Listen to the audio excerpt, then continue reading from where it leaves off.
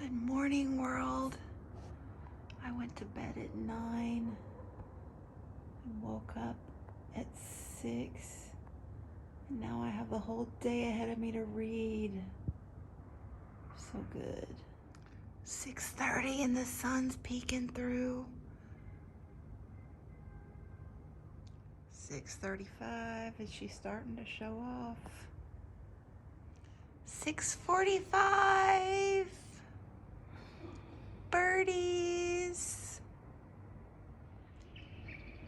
6:55. We got fluffy pink clouds. 7 o'clock. Blue skies peeking through. Okay, finally light enough that I could put my statistics in. And I didn't read as much as I thought I did yesterday, but it's okay. That was a work day. But I have to show you something funny. I am not just a book nerd. I am just a nerd.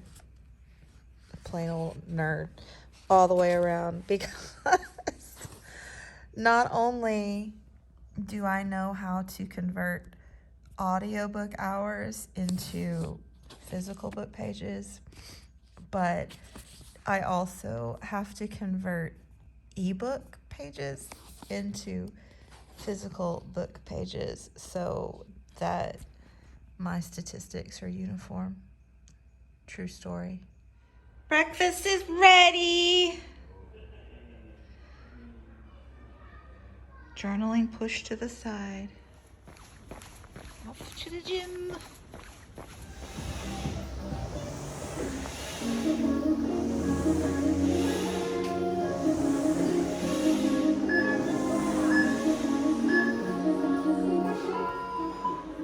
Oh, and she runs very slowly, but she runs.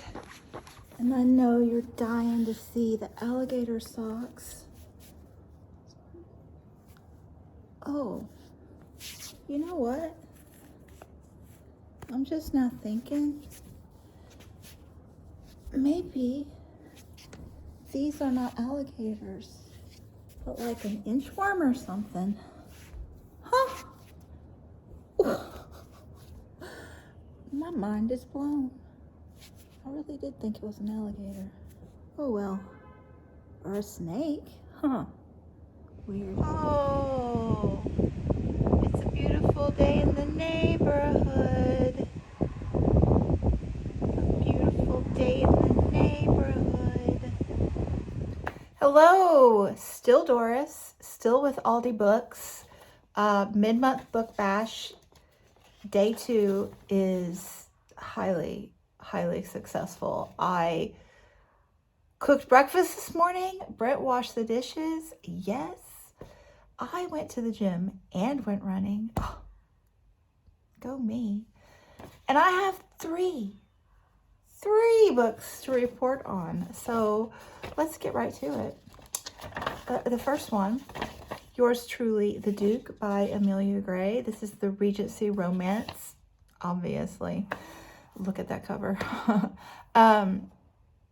This doesn't do him justice. Anyway, last time I reported in, this was a 3-star.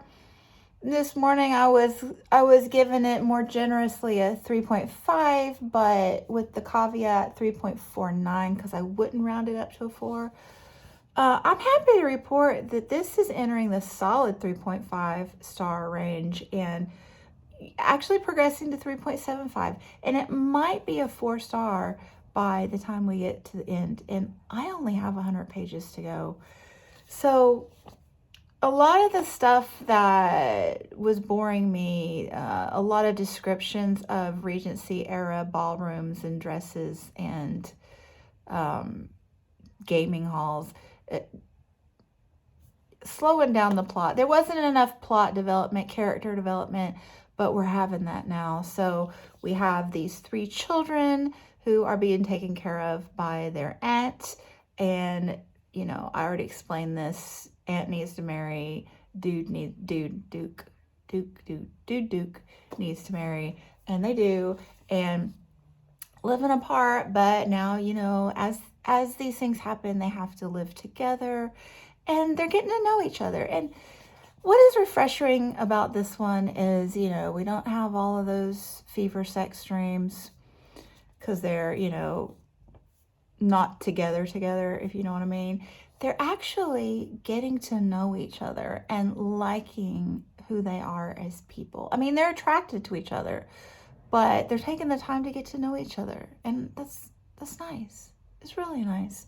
And they're getting to know the kids. Like, I mean, the aunt already knows the kids, but their new uncle, the Duke, he's got a really fresh perspective on how children should be raised. You know, even though he's a duke and supposed to be staid, he is not. He thinks children need to be seen and heard and enjoy life, and he's teaching the aunt to open up a little bit. So good stuff going on here. They both have baggage, but they're open and willing to deal with it. You know, there are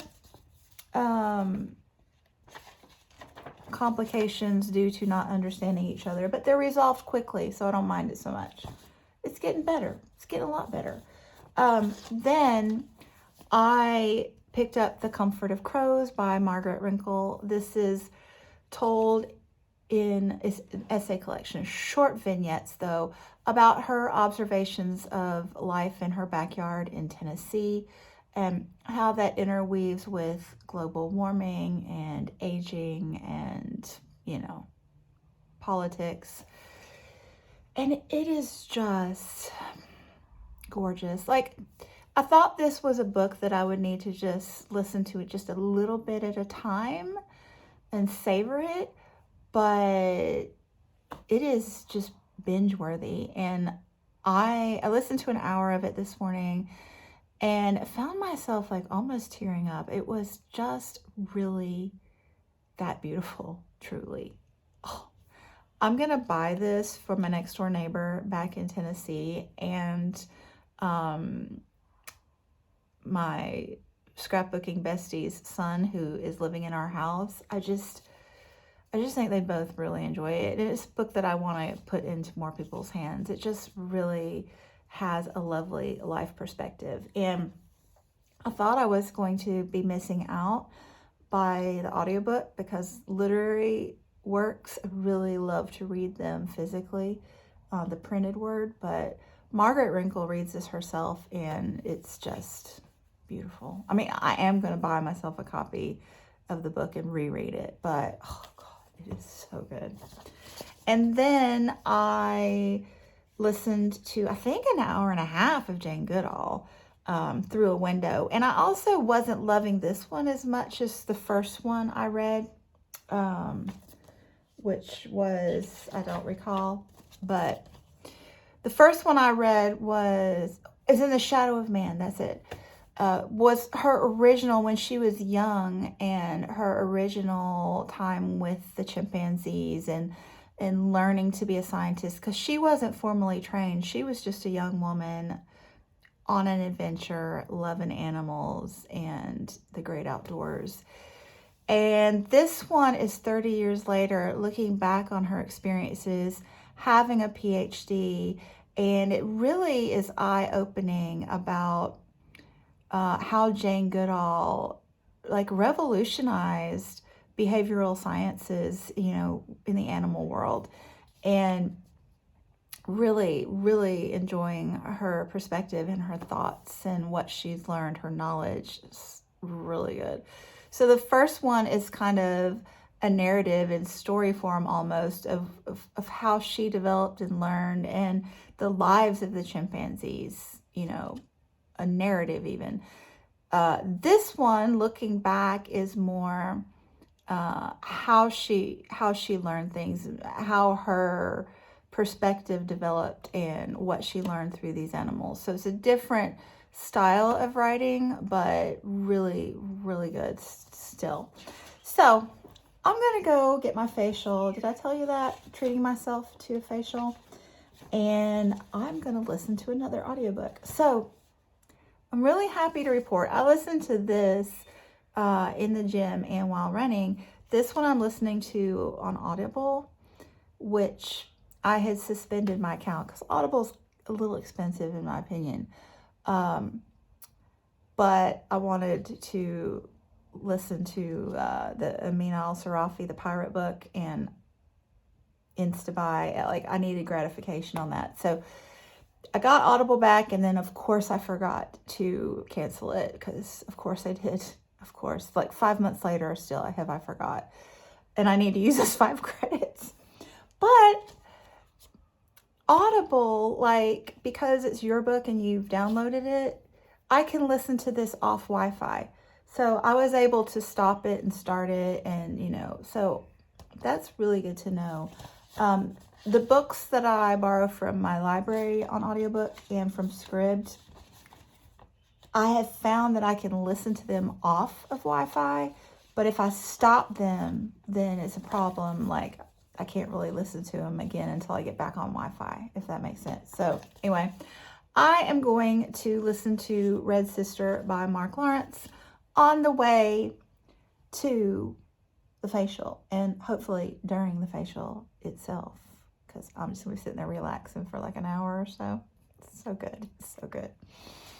But if I lose this one, I do have the Jane Goodall as a backup on Audible. So anyway, I am off. Fun times. Ah, very cute, very cute. Very cute. Very nice. Good facial. For dinner.